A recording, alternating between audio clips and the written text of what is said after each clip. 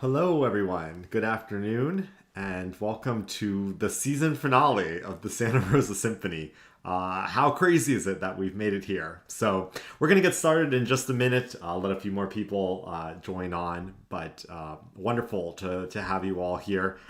If you've been paying attention and following me on the journey, you're probably like, where the heck is Francesco right now?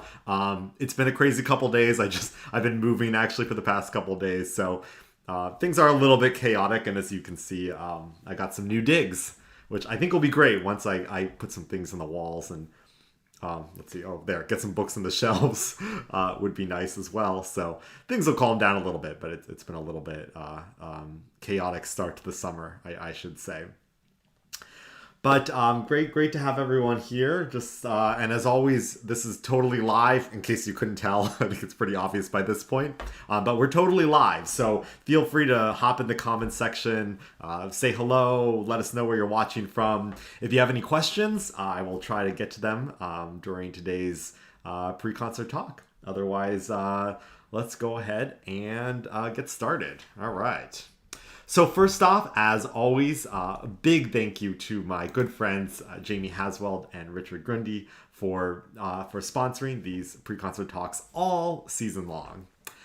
And I also wanted to start off today just to say that our concert today is dedicated to Norma Brown, who passed away this week. If you have any connection to the Santa Rosa Symphony at all, of course you will know her well and know about the incredible impact that she had on our community and especially the arts here in Santa Rosa, and especially, of course, our symphony. Along with her husband, who is our conductor emeritus, Corrick Brown, they have played really a key role in shaping the Santa Rosa Symphony for over 60 years. It's just kind of crazy to think about just the longevity, not just the force of the change they've brought to this orchestra, but just the longevity of that and how they've seen things change over the years. Both of them, Norma is an incredible pianist, and so they both had these musical gifts they shared with us, but their vision of what the Santa Rosa arts community could be is just astounding. And of course, it played a key role in helping bring us to our new home, our beautiful hall, the Green Music Center. So I know we're all going to miss Norma greatly. She was at all my concerts, and what I remember is just that beaming joy she had for the orchestra, for the music after each one of the concerts. I always kind of felt enveloped by just how happy she was and how joyful she was when she was around music and musicians. So today's performance we dedicate to her, and we send our heartfelt condolences to the whole Brown family. So today's program, I thought I'd just give a little bit of an overview, and then we'll jump into my final conversation with Ellen Zwillich, our artistic partner, where we'll discuss everything about her piece, Peanuts Gallery, that has a wonderful connection to Santa Rosa. And then kind of go off in different directions as well, as we always do. But just to kind of give you the lineup for today, because man, we've got a lot to get through. We're going to open with a piece by Gioacchino Rossini. This is an overture to his opera Il Signor Bruschino. Now, he wrote a bunch of these little operas when he was first kind of getting started, and they're basically, I think of them like sitcom episodes, and I love them. They hardly ever get done. Usually colleges do them because it's a small cast, a small orchestra, small cast of singers, and usually only an hour long. And I love these operas. I mean, it's like slapstick comedy meet like, stand-up comedy meet sitcom meet opera. It somehow all is like put together. I find them to be great fun, and the overtures are just as delightful. So Il Signor Bruschino, you don't even really need to know the plot. It's one of these operas that takes place basically in one room where there's always like a young pair of lovers that are trying to get together, and then all of these other comedic people that keep on getting in the way and causing problems. And there's always these running gags. There's like verbal running gags, and then there's like physical running gags, and singers are really expected to be able to basically be like the Marx Brothers or like Abbott and Costello in these moments. So I adore these operas, and I'm really glad I have a chance to show you one of these overtures. And one of the running gags in this opera is people constantly barging into the room at kind of the worst possible moments, and people having to hide or flee or change, and things are always happening in this room based on who's about to walk in. And so Rossini in the overture, to make fun of what's about to happen, creates the running gag of the knocking on a door. So I won't give away how it happens, but when you're wondering like what the heck is going on right now, that's what it is the knocking on the door. And as you would watch the opera, it would become apparent what the overture was making fun of. So we're going to open up with a little hello and get going. So our next piece features our brass section, our full brass section, and our percussion section in a piece by Michael Dougherty called Asclepius. This is a piece from 2007, and it was a celebration of the opening of the University of Michigan Cardiovascular Center. The reason I picked this piece is Dougherty dedicated this work to healthcare workers. And I was obviously, as we finish up the season, there is just no way it would have been possible without the research that medical workers did all around the world, and, all the way up to those who directly helped us make it possible to come back into the concert hall as safe as possible. It just wouldn't have been possible with people really early on when we hardly knew what we were up against. Trying to figure things out and working with us to make things happen. So really definitely wanted to have a piece that we could express our gratitude through. And then we're going to finish up our first half with a work by Ellen Zwillich, and we'll talk about it a lot more together. Peanuts Gallery is a piece obviously connected to Santa Rosa. If you don't live here and you come to visit, you got to check out the Schultz Museum. It's just incredible, and it's great to have a little connection. Honestly, this is how I really got to know Ellen before I even met her, was through this piece and knowing about her connection to Santa Rosa, which is sort of what led me down the rabbit hole of being like, well, I wonder if she would do this amazing partnership with us in this season. So excited to kind of finish up our 5 concert series with her and the piece that connects her most to our community. And then after intermission, we're going to continue with another piece that is uniquely about us. This is a work by Paul Dooley called Sonoma Strong. And you'll hear from him in our program, but he born and raised in the Santa Rosa area. And this was a piece that I actually conducted as my first concert as music director. A piece that to remember the 2017 Tubbs fire, both the devastation, but also celebrating the resiliency of this community. And I couldn't, when I was trying to think of, again, how do we want to kind of leave things in this final program? I think when I think about Sonoma Strong and this piece that Paul created, it's not just the resiliency from forest fires, it's the resiliency of this community from so many different things that we've gone through. And I think the pandemic is one of them. And I was really glad we got in touch with Paul and said, hey, listen, we can't have the big orchestra on stage that you originally wrote this piece for us. Would you create a chamber orchestra version that we can do? And what's wonderful is not only did Paul create this new version for us to perform for you today, but there's a couple little changes that he and I made that I think bring the piece even more amazingly into focus and what he was doing. In the original version, the piece starts off with like 3 percussionists playing whirlies, and it creates the sound of basically the sound of wind, this kind of rushing air. And of course, something that we're all very aware of here in the Santa Rosa area.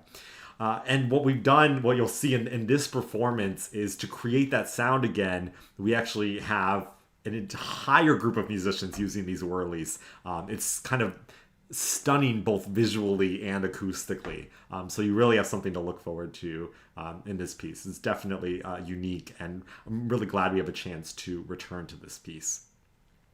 And then I thought, well, how can we finish? Well, we should, let's finish with a farewell, because I was trying to think, one of the hardest things in starting this season, how do you finish a performance with no audience? And I've seen orchestras all over the world struggle with this, and I've seen everything from trying to trying to pretend that there's an audience. So like the orchestra will stand up, the conductor will bow, they walk off stage, people walk on and off, and they try to like create it like a concert, but then it's dead silent. And I always thought that was, we should acknowledge what's happening. At the same time, it always felt like it would be weird if we just finished the last piece in the program and then we just like, that's it, like concert's over, and no acknowledgement of how we're reaching out to our community. And I'm not saying our way is the best way. As you know, if you've watched any of our programs, we always finish with all of us on stage waving to the cameras, just acknowledging how much you all mean to us and how you kept our season going. But I know it's also kind of bittersweet because it's also an acknowledgement that we're not all together right now. And so the wonderful thing about Haydn's Farewell Symphony is there's no need for that awkwardness, because when the piece is over, there ain't anybody on stage anymore. so it's a little different way to finish off this last program, and really looking forward to the future. And obviously all of us are very much hoping that the next time we're back in the hall, we'll have an audience with us. I mean, that's the plan. So we'll see where things take us from here. But I know each one of us are very much hoping we can be back with all of you very soon. So with that, I'm going to turn things over to my conversation with Ellen, and then I'll be back at the end to kind of wrap things up. But once again, thank you so much for joining us today, and please enjoy my conversation with our artistic partner, Ellen Zwillich.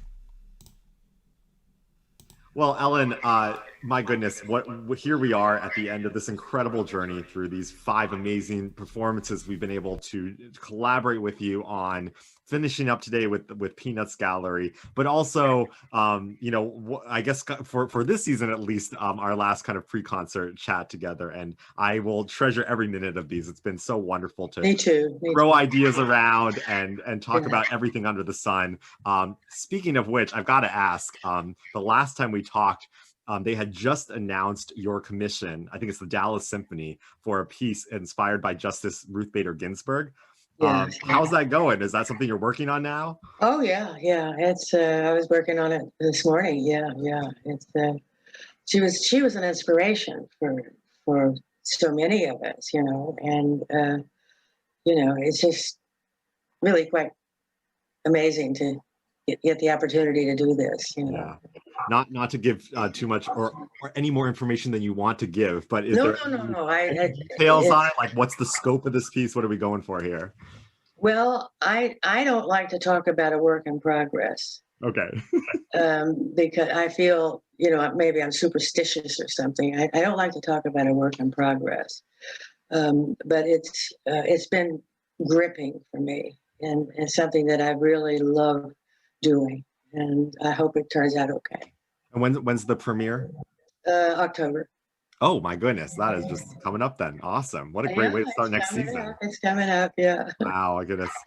Any other projects or activities you've been involved in recently as we finish up this season, I guess?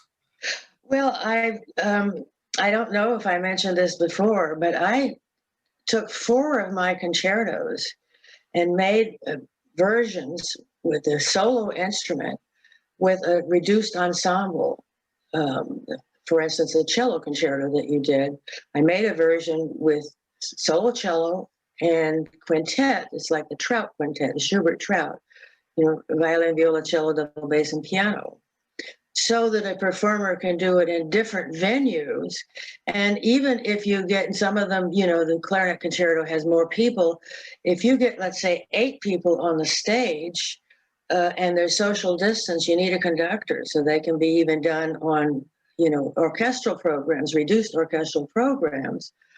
So there's 3 ways now for a performer to do one of these concertos. And I did the cello in one of my piano concertos, and I did the clarinet concerto in my bassoon concerto.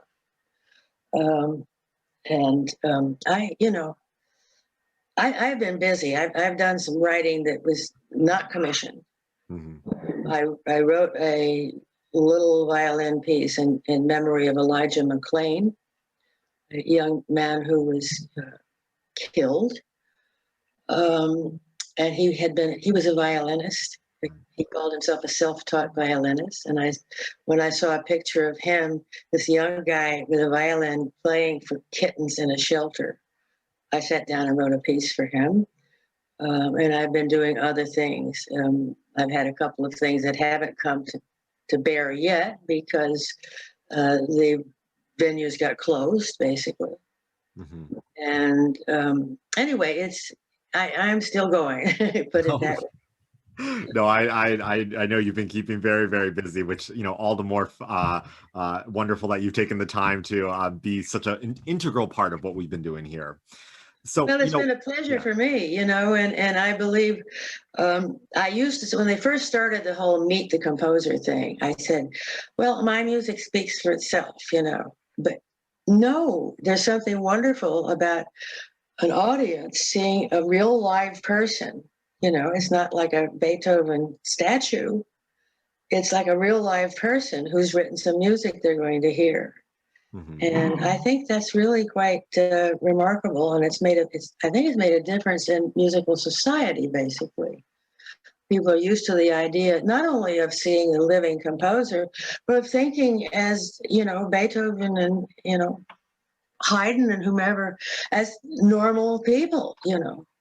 Yeah. In fact, Haydn is also on this program, and somebody asked me one day, name a composer from the past that you would love to have a cup of coffee with or a glass of wine. And I did not miss a second. I just said Haydn. Because he seemed to have kind of everything. He was very intellectual and very, very knowledgeable and full of music. But you knew he would be a nice guy to be with, and you could talk about whatever you wanted to talk about. And the fact that he was 27 years older than Mozart. The fact that he championed him was something beautiful. Mm-hmm. Mm-hmm. And his relationship, with Nicholas Esterhazy was so special. And anyway, so he's the guy I would have loved to have a cup of coffee with or a glass of wine. That's great. I mean, you think about the piece we're doing, the farewell symphony, and we, sometimes you can forget. I mean, it's such a funny piece with musicians randomly leaving the stage at the end, but you forget the reason why he created this piece was because his musicians, they wanted to go home. They hadn't seen their families in forever. And so he created this piece as a subtle hint to their patron that everyone needed to go home. Absolutely. And the musicians essentially came from Vienna, and Esterhazy is in Hungary, and it's a little distance from Vienna and from Budapest even. It's kind of in the middle of, a rural area. And it was brought to life by Nicholas Esterhazy. And it's funny, when he died, his son had no interest in the music that was always going on there. This was a place of music, and Nicholas played an instrument, all this kind of thing. And the musicians were wanting to go back to home in Vienna. And so Haydn did this beautiful human, nice guy thing where this is the guy you want to have a cup of coffee with. So he wrote something where they would all leave the stage, and essentially they were supposed to go back to Vienna, to kind of make the point to the Esterhazy family, So great. Well, the piece we've got of yours on today's program, Peanuts Gallery, obviously we'll have a little introduction in the concert that'll talk more about, your friendship with Sparky and how, Peanuts, first came to include you in it. I wanted to start kind of big picture because one of the things I realized I feel very connected to you on is our passion for connecting families with music. And, you talked about how you've been just named to the composer's chair, the first person to hold this title at Carnegie Hall. And I feel like any other composer would have written a 3-hour long oratorio as their first piece. Just like the biggest freaking thing they could put on the stage. Everybody would want to do that. And you decided you wanted to do a piece for families. And I also think about when I became music director here in Santa Rosa that that was one of the first things that I wanted to be a part of, was the family series. And we've never, you know, it's something that in general, with orchestras around the world now, after Leonard Bernstein, suddenly music directors stopped being involved in family concerts. And it's a trend that I'm trying to get everybody back to, which is, I think that's one of the most important jobs as the music director, is concerts that bring everyone of all ages together. I So, couldn't agree more. And Bernstein not only had an effect on, let's say, audiences, but young kids who decided they were going to become musicians, or they were going to study the tuba, or they were going to study the viola, or whatever. This was an incredible outreach that he did, and it made such a difference. And audiences, of course, are very diverse, basically. And sometimes, you know, a child hears something, and they hear something in it that inspires them.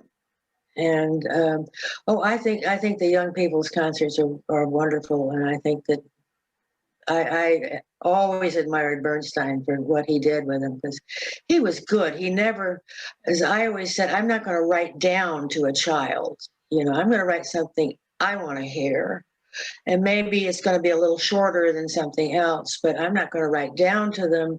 And he never talked down to them. He mhm. he talked about the things that he thought were important. Yeah. And you know, treating children like people, I think is wonderful. And you know, I think it's very, very important to do the children's concerts. Yeah, it's just that's fantastic here. I couldn't agree more. I mean, it's, Yeah, you know, obviously you don't want a kid to have to listen to, you know, a 30-minute lecture, but you know, if you talk to them for a few minutes, you should elevate them. You should make them take that's what you're right. doing seriously. I mean, I think as a kid, you know, I wanted to be an astronaut, not because that was funny. It was because they seemed very serious about what they did, and so I wanted to do something that people were serious about. And So you saw the thing take off, and you yeah. said, "Oh my goodness, I'd love to be in that, and, going to the moon or something." You know, it's like that's.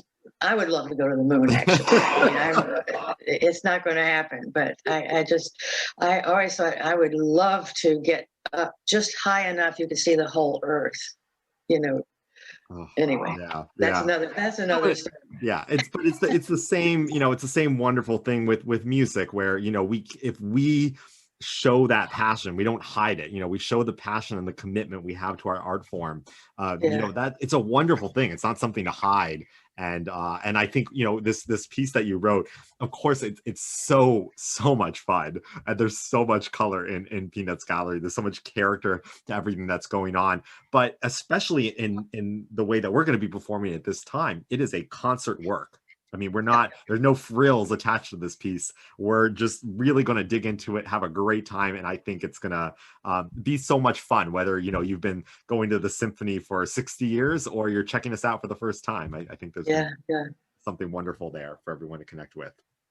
I sometimes say, and I ushered at Carnegie Hall my first year in New York.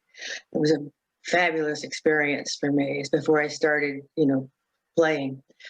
And I always said there are people in the concert hall that are there because they want to be seen.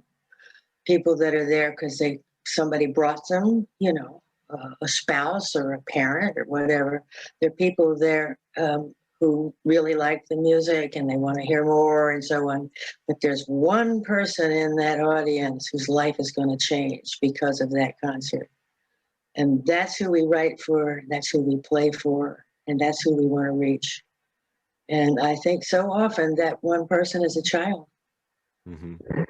And there's something that just fires them up, you know? I think that's why so many of us are musicians now, you know, that spark. It's And all it's interesting because they also they can be very sophisticated. I remember when I was with the American Symphony, Stokowski did a children's concert once where we were doing a Mozart piece that we had triangles that had been given out to a large group of children who were going to play them. Well, most of us in the orchestra kind of looked at each other and said, "Oh, well, this is going to be a mess," you know, kind of thing. Stokowski turned to the children and he said, now, don't make a sound with them until I give you a cue. And when I give you a cue, you play it. And my God, I mean, these were little kids. And it was fabulous. They played just when they were supposed to and not when they weren't. Because they got involved, it was very interesting. Oh, that's great. I have one more question about Peanuts Gallery. Besides the conversation that will already be part of the concert, I was just curious more about anything that stood out to you in your friendship with Charles Schulz, or Sparky, the creator of Peanuts. I know you guys had a long friendship. Was there anything in particular that stood out in the years that you got to spend time with him? And I know you two talked a lot about the intersection between the visual arts and music. Well, he was just really, really nice to be around. And I think another thing is that, again, it's like, you don't learn how to compose and sit in a corner and do that. He was open to so many things. And there was a point in his life where he was involved with a newspaper, I think it was, where you had a room full of people all working there, and they were from all walks of life. And he learned from them about this and about that, and they learned from him. And just this whole idea that you're like a sponge, you're picking up all kinds of stuff around you. And he was a very interesting guy, I mean, he had this devotion to music is very interesting, and it goes back to those days when he was sitting there with these people and learning about them and what they were interested in. So you have, I think, something that is fascinating is that you have characters that are like actual people. I mean, they're caricatures in many ways, but they have all of these elements of humanity in them. And he was that kind of a person. And my experience with him was really quite wonderful. He was delightful to be with. And what can I say? It was one of the great pleasures of my life to become acquainted with Sparky and Jeannie. Wonderful. That's so wonderful to hear.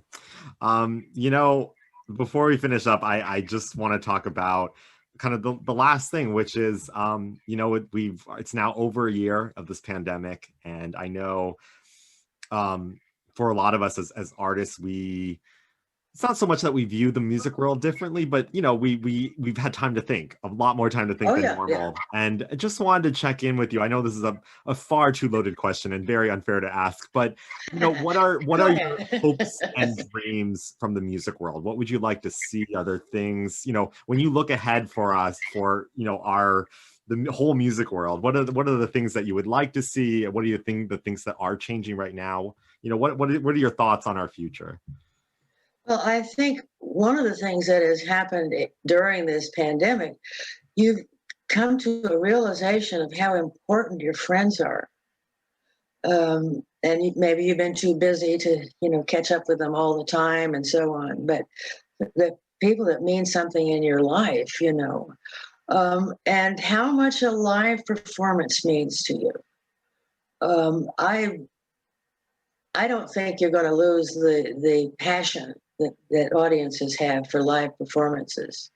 I do think we've got a new thing underway, and I've noticed that things get better and better technologically.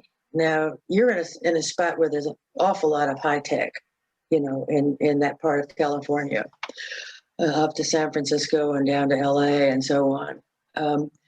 And the filming is getting better. The audio is getting better.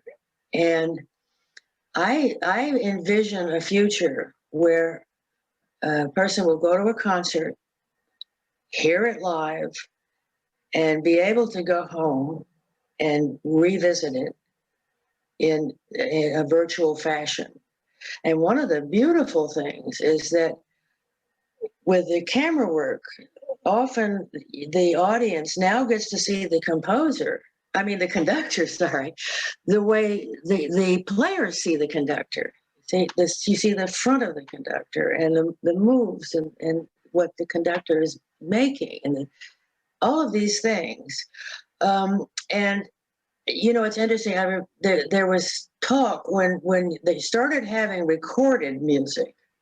It was way, way, way, way back, even before my time. Um, there was talk that this is going to be the end of concerts. It was the beginning of something. It spread things far and wide. You could have somebody living in Indonesia that hears a piece of music that is from the Western tradition, and you could have somebody in New York hearing something from the Indonesian tradition. So the recording of music has just absolutely just blown all kinds of life into the music world. And I think this is something that's going to stay with us, these filmed concerts. And I think that there'll be like a go home present, like sometimes you go to a big party at a restaurant and they give you a little bag with a sandwich in it. It's like that you take that home and you can revisit that concert. And I think that's something that's going to happen. And I think people are going to appreciate more and more the values of live performance. Yeah. I mean, that makes a lot of sense. I mean, because once everything can be recorded, it actually makes the live performance even more special. But I hadn't really thought about that idea that it's sort of like a take home with you present. I mean, I think about like a doggy bag, a Snoopy yeah, bag. in all my years of going to concerts, like I know exactly those concerts that I wish I could relive again. Yeah. Like those perfect concerts that in my head they live on, but man, I would love to be able to go back and hear them. That's right. And all of the most wonderful music pays you for re-listening to the same thing, whatever it is, playing it again, listening again. If it's a wonderful piece, you gain from all of that. It's not like you hear it once and it's over. It's not like spoiler alert, something like that. It rewards repeated hearings. So I think this is something I would love to see happen. I love it. That sounds great. I hope we see that too. Ellen, thank you so much. My goodness, I can't wait till we can get together in person and Yes, hang out.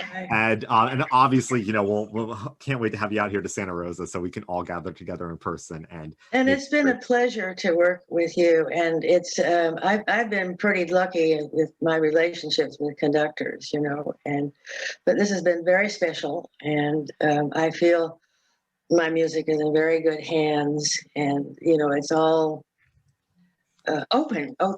And I really like that. I really like it. And I enjoyed the orchestra, and I really look forward to Snoopy Does the Samba because the percussionist really nailed it. Wonderful. Well, be well, and we really hope we'll welcome you here again soon. Thank you so much, Ellen. Thank you. My pleasure. Well, there you go. Our final chat with Ellen Zwillich. And once again, thank you so much for joining us for this whole season. Couple little notes. I know it's 2:33, but I always go long, and so I'm going long. That's what it is. And sorry, it's suddenly so bright. I decided to open up my new office windows, and now I'm realizing how much light is coming in. But anyways, I'll have a little halo around me for now. At any rate, couple last things before I send you off. First thing is we have one more virtual event. It's a family concert. Ellen and I were talking about how important family concerts are. And as part of our SRS at Home series, I always had this idea that we would finish it with a family concert. So Saturday, May 29th, 3 p.m. right back on our YouTube channel. You can again join a free family concert, and it's going to be really cool. I've had so much fun putting this together. It's basically going to be highlights from this entire season, little snippets and excerpts, and introducing young people to all of the amazing composers we've had on this season. Some unfamiliar, some of course, some of the great classics. And also, we'll have some introductions from some of the musicians in the orchestra, so you can get to know the instruments that you'll be seeing, really up close in this fashion. And I know you'll hear a little bit from Ellen. It's a really fun program that I've designed. So I really hope you'll spread the word and make sure that people can come and join us for that. It's just something I enjoy so much, and this is really unique because in many ways, in many ways, a family concert, depending on where you're sitting, the instruments on stage could look very small, and you can't really see everything going on. What's really cool about this kind of family concert, obviously we all prefer live, but it's very cool, I think, that young people will get to see the whole orchestra in different ways, see the instruments up close and how they're being played. So I really think there's something there. And so it's not only for this one event, but I think for posterity's sake that we have this compilation of what we've done this season, but in a fun, entertaining version that whole families can enjoy together. So May 29th, 3 p.m. Please spread the word because I think it's going to be a really fun hangout. And lastly, just thank you. Thanks for being a part of this journey. I can't believe we made it here. 8 concerts later, a full season of concerts later. To think how uncertain things were, in October when we got started, and and continuing into December and January with the next wave that came. We never were really sure if we were going to have another concert. Like, we weren't sure if any given concert could be our last of the season. But we made it. We made it through the whole journey, and I think we can look forward really optimistically. And I think I've talked a lot about the big picture and about how much we, as the Santa Rosa Symphony, appreciate everyone being a part of this and taking care of us, whether it's the donors and sponsors who have come through time and time again throughout this past year. We haven't made a single dollar off of ticket sales. It's all been people's willingness to continue to support us and have these events be free. So it's been amazing to see that, and for each person that has joined and helped us spread the word, it has made such a difference, because then we know that we're making that impact, and all the effort that we're putting into it has been worth it. But to finish it on a really personal level, I know a lot of musicians would agree with me, but I just want to say this on a personal level.